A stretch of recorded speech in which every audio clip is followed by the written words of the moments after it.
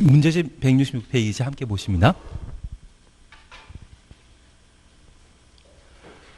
1번 보시니 정비기본계획에 관한 설명으로 틀린 거 찾도록 되어 있습니다. 바로 3번 보시면 기본계획에는 정비구역 범위가 포함되어야 된다. 정비기본계획에는 정비예정구역과 정비예정구역별 정비계획 수립 시기가 담기게 됩니다. 정비구역은 정비기본계획 내용 1단이다. 아닙니다. 그렇게만 구분해 놓습니다. 이제 2번, 4번 함께 보십니다. 특별시장 광역시장은 정비기본계획을 10년 단위로 수립하여야 하고 4번 특별시장 광역시장 5년마다 타당성 여부를 검토하여 결과 반영해야 한다. 타당성 검토는 계획 수립하는 자가 타당성하는 것이지 국토교통부 장관이나 도의사 하는 것 아니죠. 그래서 만약 시도의사가 정비기본계획을 5년마다 타당성 검토한다. 이 말 나오면 틀립니다. 타당성들은 누가 한다? 수립한 자가 타당성 검토하도록 되어 있습니다. 하나 여쭙 게 있습니다. 도시군 관리 계획도 타당성 검토하도록 되어 있거든요. 누가 타당성 검토하겠습니까? 입안권자, 특광시군. 기본계획은 누가 한다? 수립권자, 특광시군. 여기 정비기본계획의 경우에도 수립권자인 특별시장, 광역시장, 시장이 정비기본계획을 5년마다 타당성 검토한다. 그렇게 확인해 놓습니다.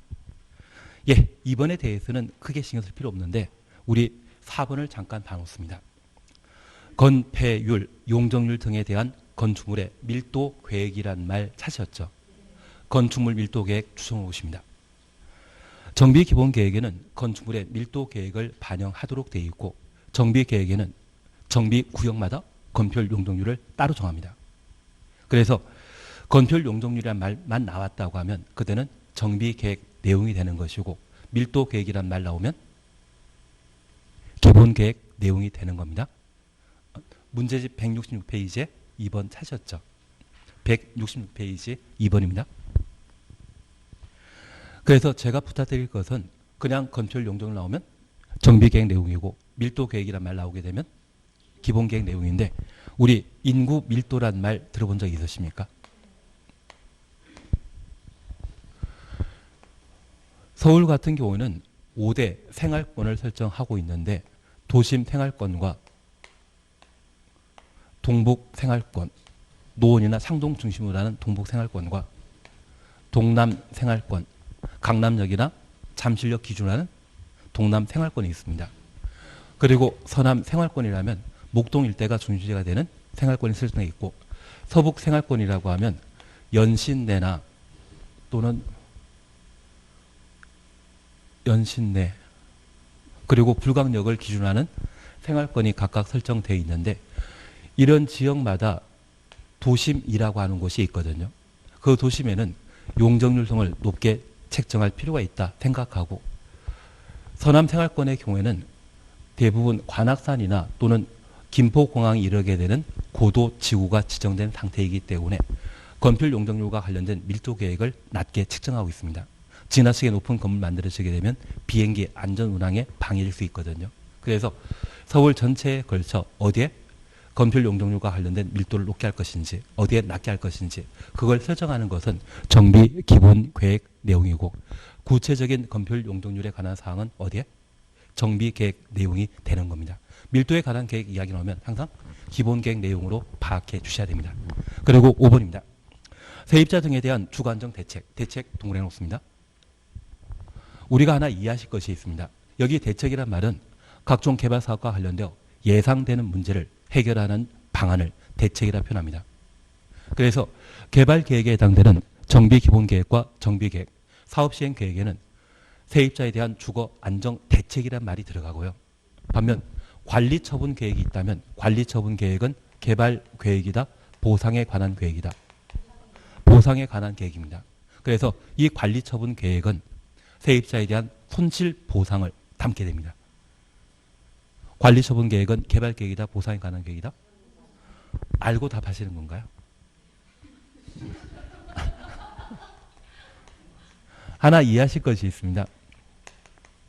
관리 처분 계획은 공용 환권에 관한 사안으로 2단계 절차가 끝나면 사업 시행 계획을 인가받고 고시하게 됩니다.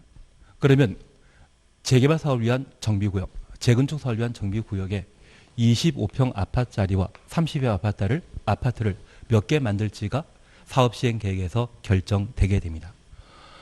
만약 재건축 사업과 관련되어 15평 아파트의 소유자가 100명인데 이번에 25평 아파트를 200세대 만들고 32평 아파트를 50세대 만들기로 사업 시행 계획에서 결정했다면 저 100명 중에 추가 부담금 등을 고려하여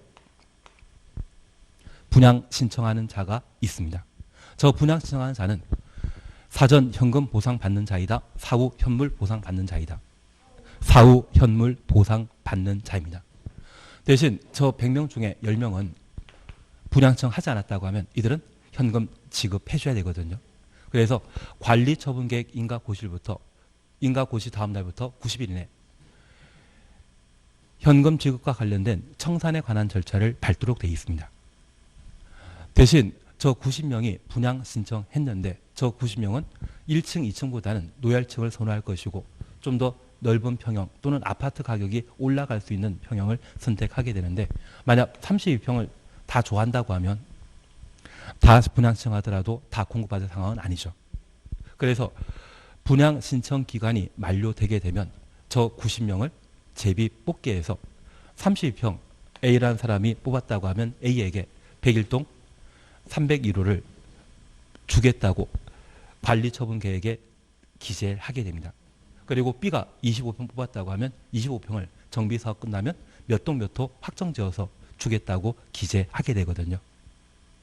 그리고 이 정비사업이 한 5년 뒤에 끝나게 되면 그제서야 새로 건설한 아파트를 주는 것이 특징입니다.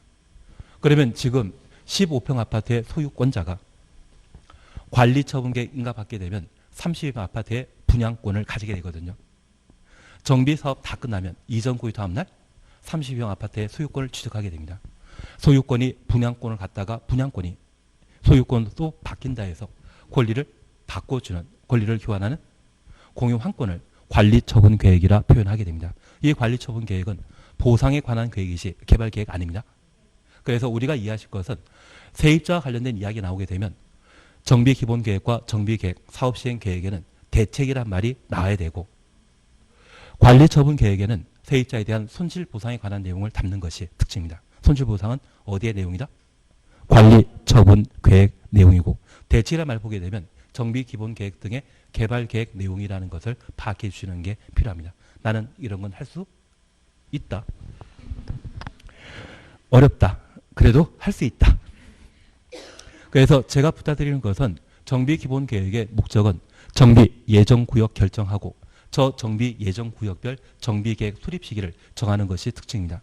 그래서 3회 단계별 정비사업 추진계획이 정비예정구역별 정비계획 수립 시기를 담는 것을 말하며 밀도계획이란 말 보게 되면 정비기본계획 내용입니까? 정비계획 내용입니까? 정비기본계획. 세입자의 주거 안정 대책에 대해서는 개발계획의 공통된 표현으로 파악해 주시는 게 필요하십니다. 기본계획은 워낙 자주 나오기 때문에 이 정도를 봐놓습니다. 3번은 그냥 하건 말건 마음대로 해주십시오. 4번 찾으셨죠? 정비기본계획 수립에 관한 설명으로 틀린 것 찾도록 되어 있습니다. 도지사가 대도시가 아닌 시로서 기본계획 수립할 필요 없다 인정하는 시에 기본계획 수립하지 아니할 수 있다. 1번 맞습니다. 우리가 잠깐 이해하실 것은 정비법의 대도시시장과 도의사는 동격입니다. 대도시장과 도의사는 동등한 권리 가지고 있는 것으로 파악해 놓으시고 대도시가 아닌 시라고 하면 작은 도시란 이야기죠. 이 작은 도시에도 원칙적으로 정비기본계획 수립해야 되지만 도의사가 정비기본계획 수립할 필요 없다 인정하면 작은 시의 경우는 정비기본계획 수립하지 아니할 수 있습니다. 1번 이해하시겠습니까? 반면 대도시의 경우에는 반드시 정비기본계획을 수립하여야 합니다. 그리고 2번입니다. 국장은 기본계획에 대해 5년마다 타당성 여부를 검토하고 그 결과를 기본계획에 반영해야 한다. 타당성 못하는 자는 수립권자가 하는 것이지 국장이 하는 것 아닙니다. 정비기본계획은 특광시가 수립하기 때문에 특광시가 5년마다 타당성 검토를 하게 됩니다. 3번 공란과 관련되어서는 아무 생각 없이 다 십타일이시죠. 다만 공란기간이 30일인 것은 딱 3개 있었습니다. 정비계획 위반, 정비구역 해제, 관리처분계획 수립. 그 3가지 경우는 공란기간이 며칠이다? 30일. 그걸 잡아주시는 게 필요하십니다. 4번 기본계획 내용에 관한 사항으로 그냥 지나십니다. 그리고 5번입니다. 대도시장이 아닌 시장은 기본계획 중에 정비사업의 계획기간을 단축 추천했습니다. 하는 경우 도지사의 승인, 변경 승인 받지 아니할 수 있다. 우리가 항상 약속하신 게 있습니다. 단축, 축소는 중요한 변경이다, 경미한 변경이다. 단축, 축소는 경미한 변경이기 때문에 변경과 관련된 절차 거칠 필요 없다. 그래서 5번 옳은 지문이 되게 됩니다. 취신 이해하시겠습니까? 그리고 5번에 대해서는 그냥 지나십니다. 5번은 그냥 지나십니다. 좋은 이야기지만 지나십니다. 우리 물건 쌓아놓는 것은 10타일입니까? 1개월 이상입니까? 알고 답하시는 건가요? 우리 개발법에서 물건 적시 몇 달 이상이었습니까? 울타리밖에? 1개월 이상. 그게 개발법이건 정비법이건 다 통합니다. 나는 그걸 모르면 국토계획법 제도를 안 했다는 이야기입니다. 그래서 5번이 물건 적재와 관련된 사항인데 크게 신경 쓰지 말자. 그리고 169페이지에 정비계획 수립, 정비구역 지정에 관한 내용을 함께 보시는데 우리 정비구역 해제에 관한 내용을 보시는 게 필요하십니다. 그래서 바로 173페이지까지 가주십니다. 여기 정비법과 관련되어서는 우리 시험은 1번부터 5번까지의 정답이 보통 8개씩 안분되어 있습니다. 그래서 내가 정비법에 관한 문제를 풀고 아주 단순한 문제라면 답 다시는데 답을 체크하기 곤란할 정도의 지엽적인 문제 나온다면 한다 안 한다? 안 풀고 마십니다. 대신 그 시간에 문제 다 풀고 나서 그동안 정답이 1번부터 5번까지 몇 개씩 안분되어 있는지 확인하시고 나는 아무 생각 없이 아니 만약 3번이 정답이 3개밖에 안 나와 있다면 나머지 문제는 뭘로 찍는다? 설마 4번, 5번 왔다 갔다 하실 거 아니죠? 그러면 답 사이로 막 피해 다니십니다. 그래서 나중에 쭉 해놓고 나서 정답 개수가 가장 작은 게 있다고 하면 그걸 내리 찍는 게 필요하십니다. 정비법은 열심히 한다? 아는 것만 풀 거다. 그래서 시간을 좀 남겨놓으셔가지고 정답 개수가 몇 개인지 잘 체크하시는 게 꼭 필요하십니다. 안 그러실 건가요? 인력공단에서 우리 시험 보게 되면 정답 개수가 대부분 8개입니다. 가끔 하나는 7개이고 하나 9개 있습니다. 이거는 만점 맞지 말라고 100점 맞지 말라고 저렇게 해놓은 것이고 웬만하면 정답 개수가 8개씩 안분되어 있기 때문에 정비법과 관련되어 어렵게 나오는 게 있다고 하면 문제 다 풀고 나서 개수 맞추자. 그게 목표입니다. 그렇게 하실 거죠. 9번입니다. 정비구 해제에 관한 설명을 드린 거 찾도록 되어 있습니다. 1번입니다. 재개발 사업의 경우 조합, 재개발 사업 확인해 놓으시고 조합 추천습니다. 조합 173페이지에 9번 문제 찾으셨죠. 앞에 거 잘 모릅니다. 앞에 건 잘 모르는 겁니다. 조합 설립 인가 받는 날부터 3년 되는 날까지 사업 시행 계획 인가 신청하지 아니한 경우 구청장은 정비구역 해제 요청하여야 한다. 하나 이해하실 것은 정비구역 해제 여부 결정하는 자는 구청장이다 아니다. 정비구역 지정권자가 해제권자로서 특광시군입니다. 그래서 구청장은 서울시장에게 정비구역 해제 요청하는 자이죠. 하야 한다 할 수 있다. 주민 동의 나오면 임의적 해제 사유이고 기간 나오게 되면 필수적 해제 사유라는 것 기억하시면서 요청하여야 한다. 맞습니다. 그리고 2번입니다. 해제 요청받은 서울시장, 특별시장은 해제할 수 있다. 해제해야 한다. 해제하여야 한다. 그래서 제가 부탁드리는 것은 정비구역 해제와 관련되어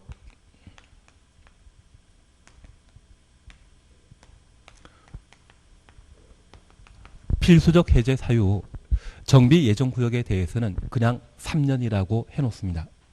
예정구역 나오면 몇 년? 3년 내 정비구역 지정하지 아니한다면 해제하여야 한다. 그렇게만 기억해 놓으시고 재개발, 재건축 사업과 관련된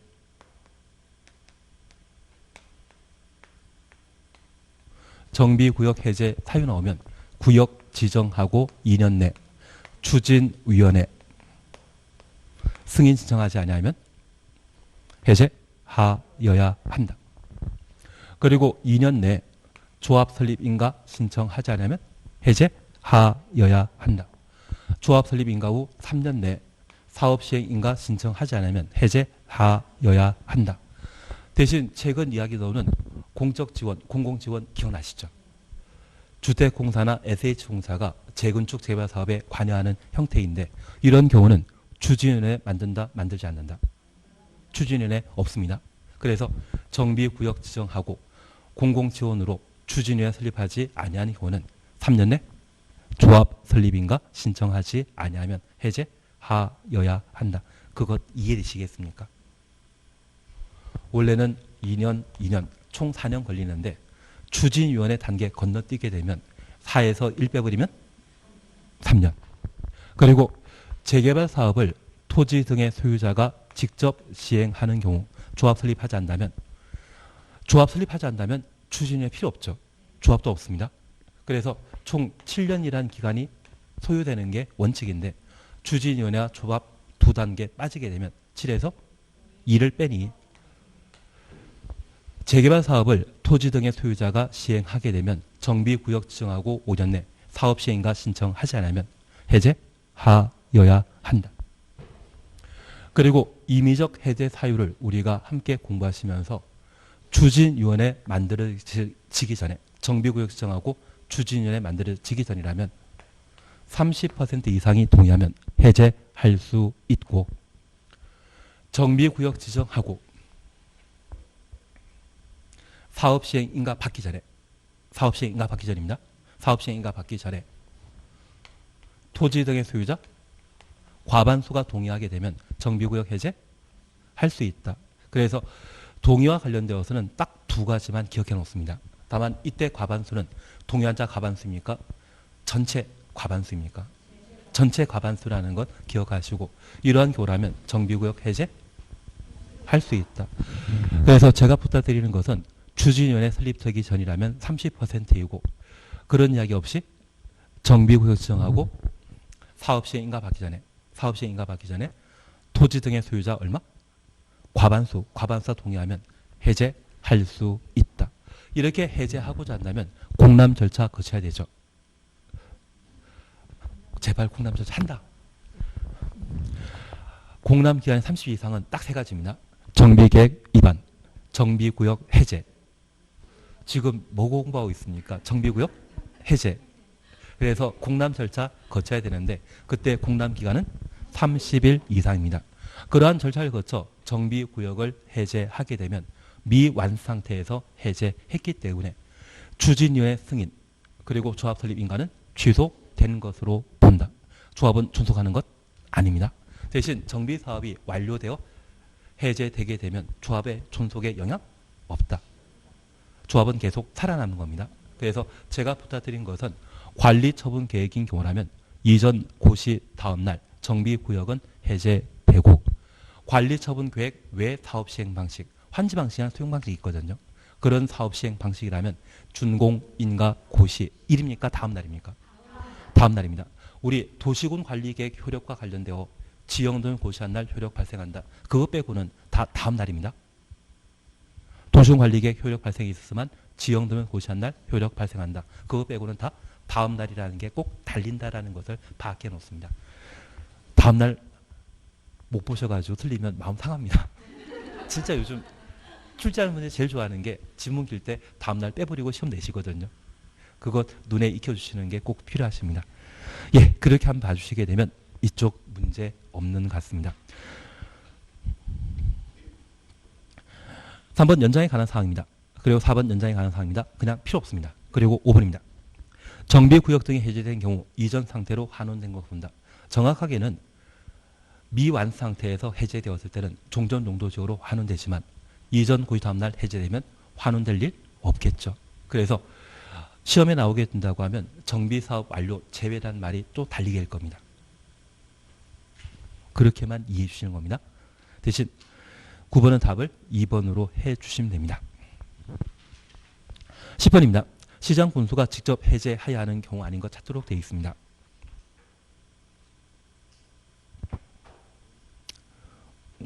그냥 우리 5번 얘는 이게 지금 안 통하거든요. 대신 우리 잠깐 살펴보십니다. 지금 직접 해제해야 한다. 임의적 해제 사유다. 필수적 해제 사유이다. 필수적 해제 사유입니다. 그래서 1번, 2번에 대해서는 무시해버립니다. 1번, 2번은 무시해버리시고 3번입니다. 조합에 의한 재개발 사업에서 토지 등의 소유자가 정비구역 지정 고시된 날부터 2년 되는 날까지 조합 설립 추진위원회 승인을 신청하지 아니한 경우 정비구역 지정하고 추진위원회 몇 년? 2년 안에 만들지 않으면 해제 사유이죠. 그리고 3번 정비예정구역과 관련되어서는 3년 나야 됩니다. 정비예정구역은 몇 년이다? 3년. 그리고 5번입니다.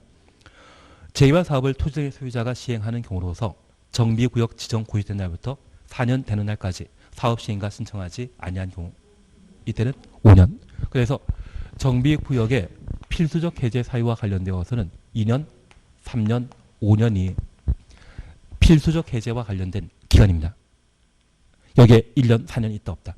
없습니다. 그래서 제가 부탁드리는 것은 정비구역 지정하고 2년 내 추진위원회 승인 신청하지 아니한 경우 추진위원회 만들어지고 승인받고 2년 내 조합 설립인가 받지 못했다고 하면 그때는 2년이 정비구역 해제 사유라는 것 기억해 놓습니다.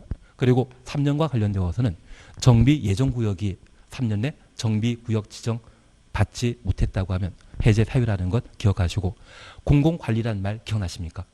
공공관리를 하게 되면 추진위원회 만들어지는 건 아니죠. 그때는 정비구역 지정하고 몇 년? 3년 내 조합 설립인가 받지 못하면 정비구역 해제 사유라는 것 기억해 놓으시고 5년과 관련되어서는 재개발 사업과 관계되어서만 인정됩니다. 토지 소유자가 직접 정비사업할 때는 정비구역 지정하고 몇 년? 5년 내 사업 시행인가 받지 못했다고 하면 정비구역 해제 사유가 된다는 것 확인하십니다. 정비구역 해제 사유는 2년, 3년, 5년입니다. 기간 나오면 필수적 해제 사유라는 것 기억하시고 반면 30% 과반수 이야기 나오면 임의적 해제 사유입니다. 30%는 추진위원회 설립 전에 30% 동의하면 정비구역 해제할 수 있다. 그리고 과반수는 정비구역 지정하고 사업시행인가 받기 전에 과반수가 동의하면 정비구역 해제할 수 있다. 임의적 해제 사유는 30%와 과반수이고 필수적 해제 사유는 기간입니다. 2년, 3년, 5년. 별로 마음에 안 들어 하지만 그래도 그냥 보시는 겁니다. 그리고 11번입니다. 반복하면 되십니다. 의무적 해제 사유에 해당되지 않은 경우에도 정비구역 해제할 수 있는 임의적 해제 사유 물어보는 것이거든요. 대신 4번에 대해서는 신경 쓰지 마십시오. 우리 시험에 이런 형태는 출제하시는 분들이 잘 안 만드십니다. 그리고 이렇게 만들었다고 하면 그분의 노력을 인정해 주셔야 됩니다. 찍으시는 게 제일 마음 편합니다. 대신 우리는 딱 두 가지만 해놓습니다. 바로 2번 차시였죠. 토지 등의 소유자 30% 이상이 정비구역 해제 요청한 경우 가로속에 추진위원회 구성되지 아니한 경우 확인되시겠습니까? 추진회 구성 전이라면 30% 이상이 동의하면 해제해야 한다. 해제할 수 있다. 할 수 있다. 토지 소유자 동의 이야기 나오게 되면 그때는 임의적 해제 사유라는 걸 기억하시고 2년, 3년, 5년 기간 나오게 되면 그때는 필수적 해제 사유가 되는 겁니다. 그리고 우리 과반수가 올해 신설되었던 것이거든요. 그래서 올해 신설된 사업시행인가 받기 전에 정비구역 안에 토지 등의 소유자 과반 동의하면 해제해야 한다. 해제할 수 있다. 동의는 해제할 수 있어입니다. 이게 올해 신설되었기 때문에 이 두 개를 잡아내시는 게 필요합니다. 뭐 나오겠습니까? 예, 과반수가 나올 겁니다. 이제 출제위원급이신데요. 뭐 개정되었는지만 알고 있으면 출제위원급이신 것 같아요. 그냥 넘어가도록 하겠습니다. 그래서 제가 부탁드린 것은 2년, 3년, 5년 나오면 필수적 해제 사유이고 30%와 과반수통 이야기 나오게 되면 임의적 해제 사유라는 것 구분하시는데 저 30%에는 추진위원회 구성 전이다 후다. 구성 전. 추진위원회 만들기 전에는 토지의 소유자 30% 동의하면 해제할 수 있다는 것 확인하십니다. 공납 며칠입니까? 30일. 해제되게 되면 조합은 존속한다. 조합 설립에 영향 미치지 않는다. 취소된 것으로 본다. 취소된 것으로 본다. 그것까지를 정리해 주시는 게 오래 하실 겁니다. 저 인간성이 별로 안 좋아가지고 남은 잘 모릅니다. 13번에는 안전진단 참 좋은 이야기인데 알아서 잘해 주십시오. 저를 너무 나쁜 놈으로 생각하지 마시고 그냥 알아서 해 주십시오. 다만 제가 하나 알려드릴 게 있습니다. 현재 정비사업은 세 가지 형태입니다. 그중에 재건축 사업은 사익사업이다. 공익사업이다. 사익사업입니다. 그래서 재개발 사업의 경우는 안전진단 없이 바로 특광 시군 구청장이 정비계획 위반하고 특광 시군이 정비계획을 결정하여 그와 동시에 정비구역 지정할 수 있는데 이 재건축의 경우에는 사익사업이기 때문에 규제 방법으로서 안전진단을 실시하게 됩니다. 안전진단하는 자는 누구이다? 위반권자. 그래서 통상 시군 구청장이 안전진단을 실시하게 됩니다. 그 안전진단 실시하고 안전진단 결과 정비계획 위반이 필요하다 판단하면 위반권자인 시군구청장이 정비계획 위반하고 저 안전진단과 관련된 결과를 시도이사에게 제출하도록 되어 있습니다. 안전진단은 누가 한다? 위반권자 시군구청장입니다. 특광은 예외적 위반권자이고 원칙적 위반권자는 누구이다? 시군구청장.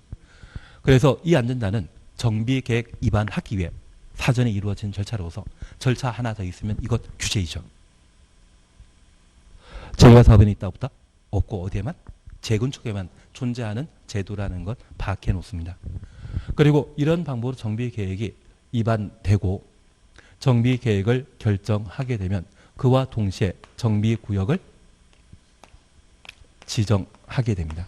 그래서 안전단과 관련되어서는 재건축 사업에만 존재하는 특이한 제도이다. 그 정도만 파악해 놓습니다. 이것 규제 강화시킨 결과물이죠. 그것만 확인해 놓습니다. 나머지는 잘 모릅니다. 그리고 178페이지에 사업시행 방식 찾으셨죠? 사업시행 방식 찾으셨으면 얘는 2년 연속 시험에 나왔기 때문에 올해 나올 일은 없을 겁니다. 그래도 기본적으로 우리가 파악해 주셔야 됩니다. 1번에 대해서는 그냥 한번 풀어주십니다. 2번 함께 보십니다. 정비사업 시행 방식으로 허용되지 않는 것 찾도록 되어 있습니다. 1번입니다. 인가받은 관리처분 계획에 따라 주택, 부대, 복리시설을 건설하여 공급하는 방법과 환지로 공급하는 방법을 혼용하는 방법에 의한 재건축 사업. 재건축 사업의 유일한 사업 시행 방식은 관리처분 계획 하나입니다. 혼용이란 말 또는 환지란 말 재건축 사업에는 적용되지 않습니다. 그리고 2번입니다. 2번, 3번 묶어 놓으시고 얘는 주관개선 사업이다. 그렇게만 이해해 주십시오. 바로 4번입니다. 인가받은 관리처분 계획에 따라 건축물을 건설하여 공급하는 방법에 의한 재개발 사업. 재개발 사업은 환지 또는 관리처분 계획 선택적으로 시행할 수 있거든요. 그래서 관리처분 계획에 따라 재개발 사업한다. 5번에 환지 방식으로 재개발 사업한다. 이 말은 옳은 지문으로 파악해 놓습니다. 잠깐 이해해 주실 것이 있습니다. 현재 정비사업과 관련된 사업 시행 방식으로 주거 환경 개선 사업의 경우에는 수용 방식과 환지 방식, 관리 처분 계획 방식과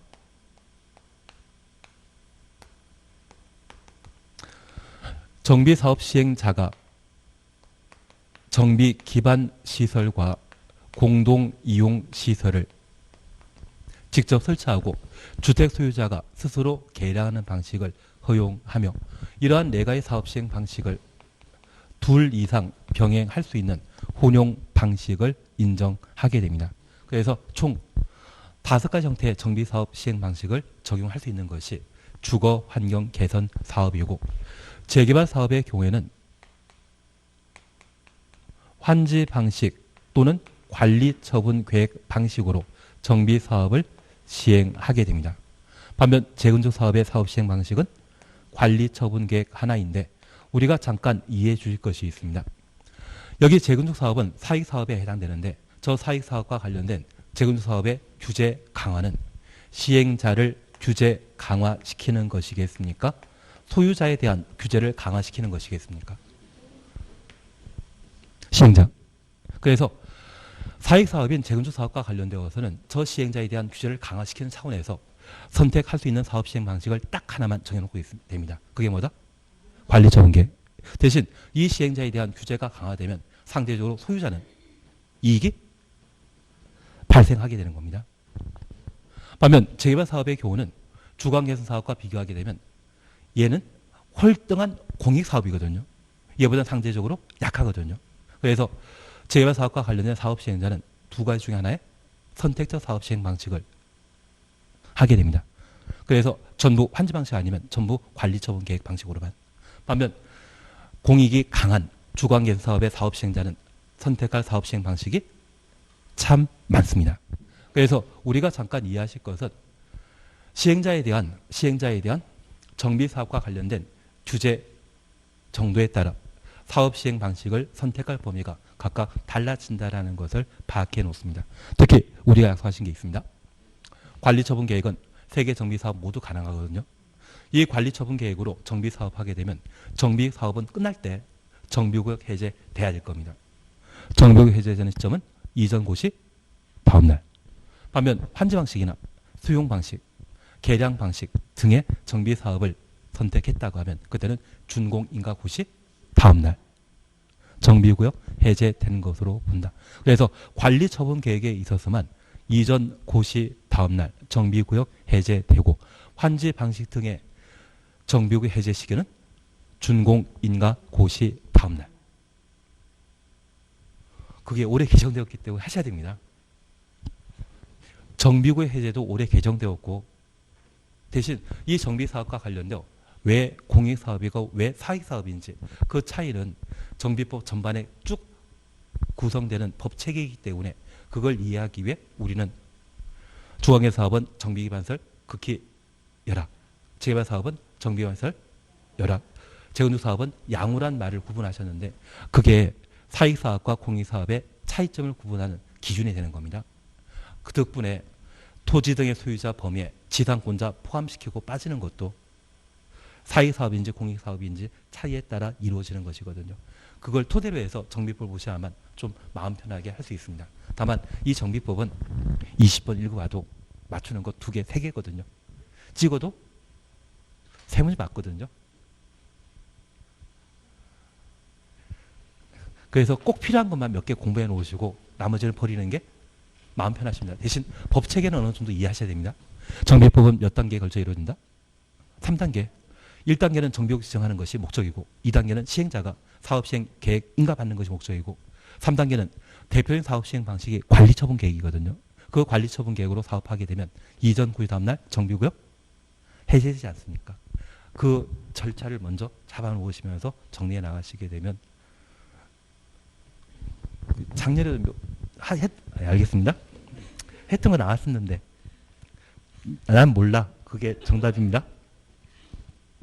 난 몰라였고, 예, 그래서 저렇게 한번 봐주시는 게 필요하시고, 3번 사업 시행 방식에 관한 설명 틀린 거 찾도록 되어 있습니다. 바로 2번 보십니다.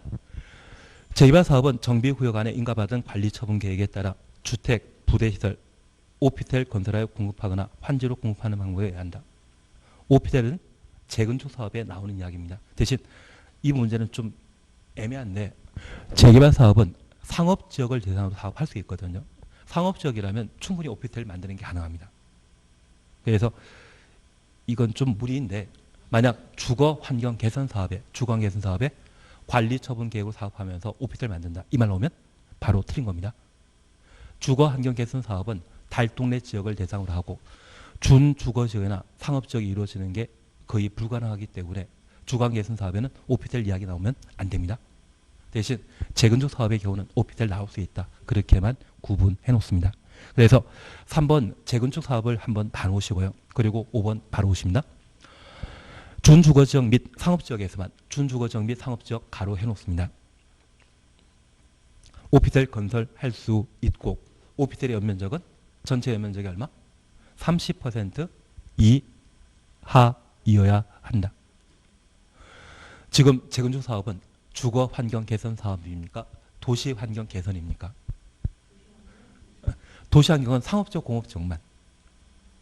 재건축 사업은 주거 환경 개선을 목적으로 한다라는 것 기억해 놓으시고 주를 이루어야 되는 것은 주택이 시 오피스를 만드는 게 아닙니다. 그래서 오피스텔은 예외적 용도 지역인 상업적 또는 준주거 지역에서만 가능하고 전체 연면적이 얼마?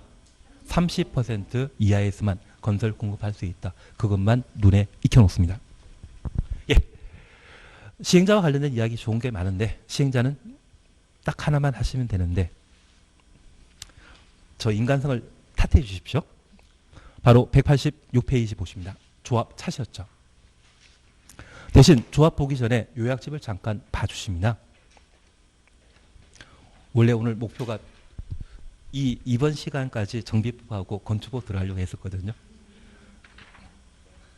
안 되면 뭐 건축법 들어가긴 할 겁니다. 걱정하지 마십시오. 요약집과 관련되어 잠깐 봐주실 것으로서 93페이지를 봐주십니다. 93페이지 차시였죠. 제가 부탁드리는 것은 재개발 사업과 관련되어서는 토지 등의 소유자가 20명 미만인 경우는 조합 설립하지 않고 정비사업 할 수 있다는 것 기억해 놓으시고 재건축 사업의 경우는 토지 등의 소유자가 20명 미만이더라도 반드시 조합 설립해야 된다. 그것 봐주시는 게 필요하십니다. 그래서 앞서 93페이지에 재개발과 재건축만큼은 함께 보신 적이 있거든요. 나는 한 적이 있다 없다. 그래서 꼭 봐주실 것은 20명 미만이라는 말 보게 되면 20명 미만이라는 말 보게 되면 재개발 사업만큼은 조합 설립하지 않고 토지 등의 소유자가 직접 정비사업 할 수 있다. 그것 잡아주시는 게 필요합니다. 그리고 재개발 사업과 관련되어 공동사업 시행 범위를 함께 보시는데 2번입니다. 조합은 과반 동의받아 시장, 분수 등 토지주택공사 등 건설업자, 등록사업자, 신탁업자, 한국감정원 가로놓습니다. 신한입니다. 가끔 신한 찾아가서 계좌 만드시는 경우도 있으시죠. 그렇게 생각하십니다. 신한과도 공동사업 시행할 수 있습니다. 반면 재건축 사업은 조합은 과반 동의받아 시장, 군수 등 주택공사 등 건설업자, 등록사업자 공동 시행한다. 신한 있다 없다? 없습니다. 그래서 신한은 재개발 사업과 관련되어서만 공동사업 시행자에 포함되게 되는데 재건축 사업과 재개발 사업을 비교하게 되면 상대적 공익사업은 뭐다? 재개발 사업입니다. 그래서 이 재개발 사업의 경우는 재원, 조달이 용이한 신한과 공동사업 시행할 수 있고 재건축 사업은 사익사업이기 때문에 신한과의 공동사업은 한다 못한다. 공동사업 시행자가 많을수록 그 사업에 유리하지 않겠습니까? 그래서 신한은 재개발 사업에만 공동사업 시행자 될 수 있다는 것 파악해 놓습니다. 그리고 동그라미 2번 조합 설립 차시였죠. 재개발 사업과 관련되어서는 정비구역 안에 토지 등의 소유자 4분의 3, 면적 2분의 1 이상의 토지 소유자 동의 받고 시장, 군수 등의 인가 받아야 된다. 확인되셨습니다. 그러면 우리가 잠깐 이해해 주실 것이 있는데 여기 토지 등의 소유자 동의와 관련되어 도시 개발 사업의 경우에는 땅이 많겠습니까? 토지 소유자 많겠습니까? 땅이 많습니다. 개발 사업은. 대부분 녹관 농자 이루어지기 때문에 한 명이 1000평, 10,000평을 가지는 경우도 있거든요. 그래서 개발법에서는 3분의 2, 2분의 1이 나오게 되면 면적은 3분의 2고 총수는 2분의 1이 되는 겁니다. 반면 정비 사업하게 되는 도시역의 주상공의 경우에는 땅이 많겠습니까? 토지 소유자 많겠습니까? 우리 세종시 도심 한가운데 땅을 100평 가지고 있으면 그분 부자다? 가난한 사람이다. 근데 농촌지역 가게 되면 한 10,000평 있어야만 지역 유지라 하시던데요. 10,000평 난 본 적 없다. 저 본 적 없거든요. 그래서 우리가 잠깐 이해하실 것은 도시역의 경우는 특히 서울 같은 경우는 대지의 지분이 20평, 30평, 50평, 70평 참 많으십니다. 100평 있으면 재벌집이라는 이야기 듣고 그리고 우리가 알고 있는 삼성 이 땡땡이 사시고 있는 단독주택 부지가 한 300평 정도이거든요. 시골 농촌에서 10,000평 가진 분과 비교하게 되면 300평 아무것도 아니지 않습니까? 그래도 도시 지역에서는 부자라고 하시더라고요. 그래서 우리가 이해하실 것은 정비법에서는 땅이 많다, 사람이 많다. 사람 많기 때문에 4분의 3이라는 말 보게 되면 토지 등의 소유자 총수이고요. 2분의 1이라는 말 보게 되면 그때는 면적이 되는 겁니다. 대신 우리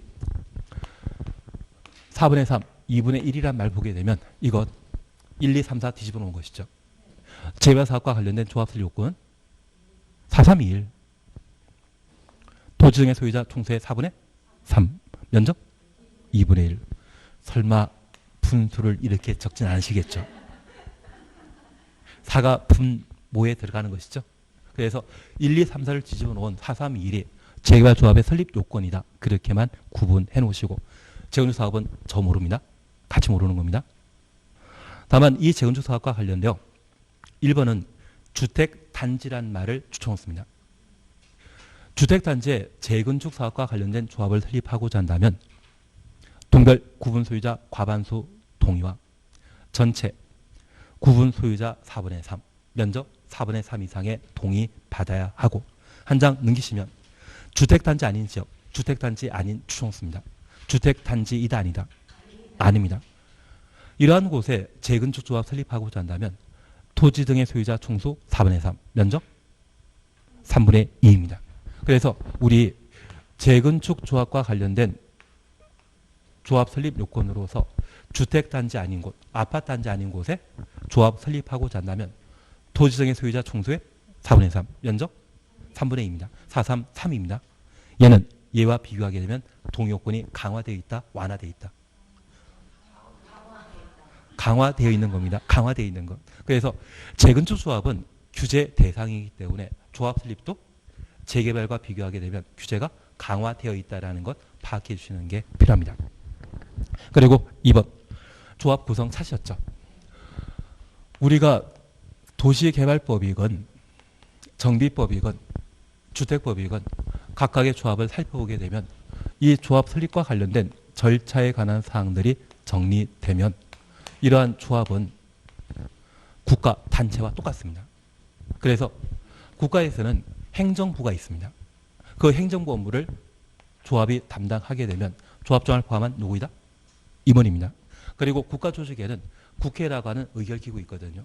그 국회가 바로 총회이고 총회 구성원이 지나치게 많다고 하면 모두 모여서 결정하기 곤란합니다. 그래서 대의원회를 둘 수 있습니다. 다만 개발법에서는 대의원회는 임의적 대상이지만 정비법에서는 대의원회는 필수사항입니다. 그래서 개발법에서는 토지 등의 소유자가 50명 이상인 때 대의원회 둘 수 있다. 그리고 정비법에서는 조합원 수가 100명 이상이라고 하면 대의원회 구성하여야 한다. 그리고 항상 우리 약속하셨습니다. 임원 선임과 해임에 대해서는 어디에서만 결정한다? 총회에서만 결정하게 됩니다. 그래서 우리는 개발법 공부하시면서 정하나 게임에 5가지에 대해서는 항상 총회에서만. 그래서 안정환이란 분 기억하시면서 정관 변경, 환지계획의 변경, 개발계획 변경, 임원 선임 해임, 조합의 해산. 특별히 정비사업이 완료되어 조합 해산하는 때는 총회에서 결정할 거 아니죠. 정상적으로 끝났다고 하면 조합 해산은 총회에서 결정할 필요 없습니다. 나는 저런 거 본 적 없다. 본 적 없는 표정인데 나중에 개발법에서 사업 완료로 해산되는 경우는 제외한다. 그 말이 꼭 달려 있습니다.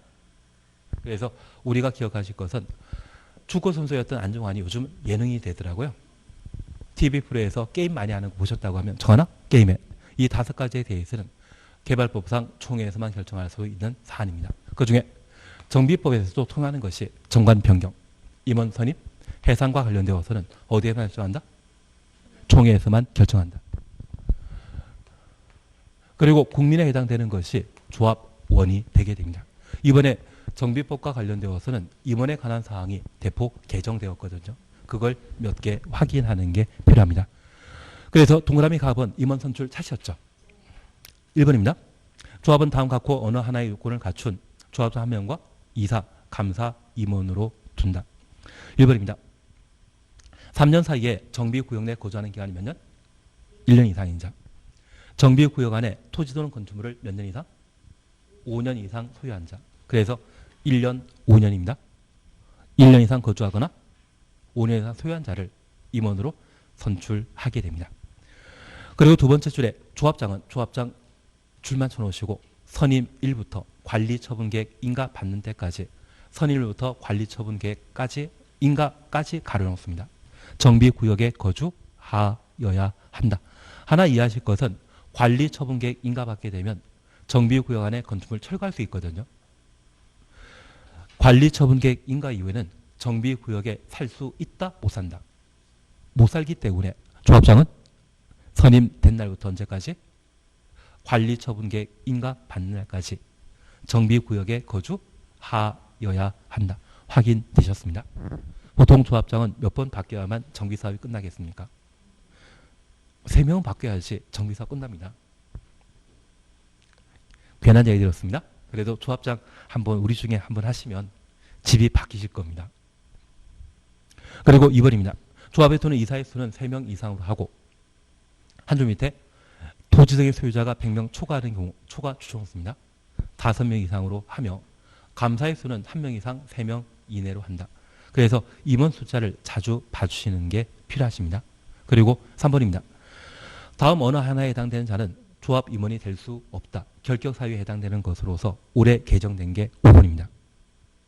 정비법상 벌금 100만 이상 선고받은 경우에는 10년 지나지 아니한 자는 임원 될 수 없습니다. 그래서 결격 사유 최대 기간 몇 년이다? 10년이라는 것 이해해 주시는데 이 임원도 선출직이거든요. 그래서 우리 국회의원 선거와 관련되어 선거법 위반한 자가 벌금 100만 이상 선고받게 되면 의원직 상실하지 않습니까? 그와 똑같은 것을 정비법에도 적용하게 됩니다. 대신 이때 결격 사유 기간은 몇 년? 10년. 이것 엄청난 겁니다. 작년까지는 5년이었는데 작년 말에 바뀌면서 10년으로 개정되었거든요. 그래서 올해 시험 나올 게 바로 이것으로 생각해 놓으셔야 됩니다. 그리고 옆에 페이지 업무 찾으셨죠? 여기 업무와 관련되어 우리 3번 찾았습니다. 조합장 등은 조합과 계약하거나 소송할 때 누가 조합 대표한다? 감사. 개발법과 똑같습니다. 그리고 4번은 겸직 제한에 관한 사항입니다. 그리고 총회 대의원에 차셨는데 맨 마지막 줄에 조합원수가 몇 명 이상? 100명 이상. 그런데 우리 이사수와 관련되어 이사는 원래 몇 명 이상으로 한다? 3명 이상. 조합원수가 몇 명 이상이면? 이상입니까? 초과입니까? 이사할 때는 초과.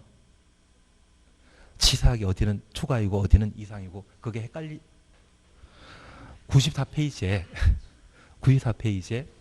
반가로 2번 이사의 수는 3명 이상이고 감사의 수는 1명 이상 3명 이하인데 토지 등의 소유자가 100명 초과 시에는 5명 이상을 한다. 대신 옆에 페이지 맨 마지막 줄에 조합원 수가 몇 명? 100명 이상인 때는 조합의 대원에 두어야 한다. 필수기구라는 것 눈에만 익혀놓습니다. 제가 더 헷갈리게 만들어드린 것 같기도 한데 양해해 주십시오. 예, 대의원에는 개발법은 50명 이상일 때 둘 수 있다. 정비법은 100명 이상인 때 두어야 한다. 그래서 대의원과 관련되어서는 무엇 이상이라는 말을 각각 사용한다는 것 파악해 놓으시고 특이하게 정비법의 이사 수와 관련되어서는 원래 3명 이상이지만 100명 초과 시에는 5명 이상으로 한다. 그 정도만 확인해 놓습니다. 그리고 다음 페이지에 디귿 조합원 찾으셨죠? 가번을 우선 잠깐 해보십니다. 정비사업의 조합원은 토지 등의 소유자로 한다. 가로 속에 재건축 사업의 경우는 동의한 자만. 재건축 사업은 사익사업이기 때문에 찬성한 자만 조합원 될 수 있다는 것 눈에 익혀놓으십니다. 가능하시죠? 그리고 옆에 페이지에 나번 찾았습니다. 토기 발전이 지정된 지역에 재건축 사업하는 경우 재건축 사업 추천없습니다. 조합 설립 인가 후, 조합 설립 인가 후 줄만 쳐놓습니다. 재개발 사업하는 경우는 관리 처분 계획 인가 후, 재개발 사업 줄여놓으시고 관리 처분 계획 줄쳐 놓습니다. 해당 정비 사업에 건축물 또는 토지를 양수한 자는 조합원 될 수 없다. 공법상 부정문은 열의 9번 그러하지 아니하다입니다. 여기에는 없다란 말로 대신하게 됩니다. 그래서 제가 부탁드릴 것은 현재 정비사업은 1단계 정비구역 지정하는 것이고 2단계는 사업시행자가 사업시행 인가받는 것을 말합니다. 그리고 3단계는 관리처분 계획을 인가받고 저 관리처분 계획 방식으로 정비사업하게 되면 이전 고시하고 이전 고시 다음날 정비구역은 해제되게 되거든요. 그러면 우리가 잠깐 이해하실 것은 이전 고시 다음날 새로운 아파트에 대한 소유권을 취득하게 되는데 이전 고시 당일 끝나는 때까지는 소유권입니까? 분양권입니까? 분양권입니다. 그래서 우리가 잠깐 이해하실 것은 재개발 사업의 투기 과열 지구에 이루어지게 되면 관리 처분 계획 인가 받은 때부터 이전 고시 다음 날에는 주택이거든요. 분양권을 거래 제한하고자 한다면 관리 처분 계획 인가 받은 때부터 언제까지? 이전 고시 한 날까지 종전 토지 소유자의 토지 또는 건축물을 취득한 자는 조합은 될 수 있다 없다? 없습니다. 이분은 현금 청산 대상이 되게 됩니다. 반면 재건축 사업은 조합 설립 인가 받는 것은 사업 시행자가 설립되는 때이거든요. 그 재건축 사업의 경우는 투기 과열 지구에 이루어지는데 조합 설립 인가 받는 날부터 언제까지? 이전 고시 한 날까지 종전 토지 또는 건축물의 소유권을 취득한 자는 조합은 될 수 있다 없다? 조합은 될 수 없다고 하면 새 아파트 분양받을 수 없다는 이야기입니다. 그래서 재건축의 경우는 2단계부터 이전 고시하는 날까지 거래할 수 없고 재개발 사업의 경우는 투기 과열적이 이루어질 때는 3단계만 거래할 수 없거든요. 거래 제한 기간이 같다 다르다. 재개발 사업은 상대적 공익사업이기 때문에 3단계에만 거래 제한하는 것이고 재건축의 경우는 2단계, 3단계에 걸쳐 거래할 수 없다. 그런 의미입니다. 그래서 우리 흑석동 김 선생님 기억나십니까? 상가주택 투자하셔가지고 1년 만에 11억 버셨는데 시세 차익이. 이분이 지난 선거 때 출마하시면서 아파트 팔겠다 하셨는데 그분이 상가주택 투자하셨던 게 바로 일주일 뒤에는 관리처분계획 인가받기 때문에 대변인직을 버리시고 집을 선택하셨거든요. 그리고 이분이 4월 달에 출마하셨다고 하면 관리처분계획 인가받은 이유입니다. 그때 집 팔겠다고 하셨거든요. 그걸 사시는 분은 조합은 된다 안 된다? 현금 청산 대상이 되어버립니다. 팔리겠습니까? 안 팔리겠습니까?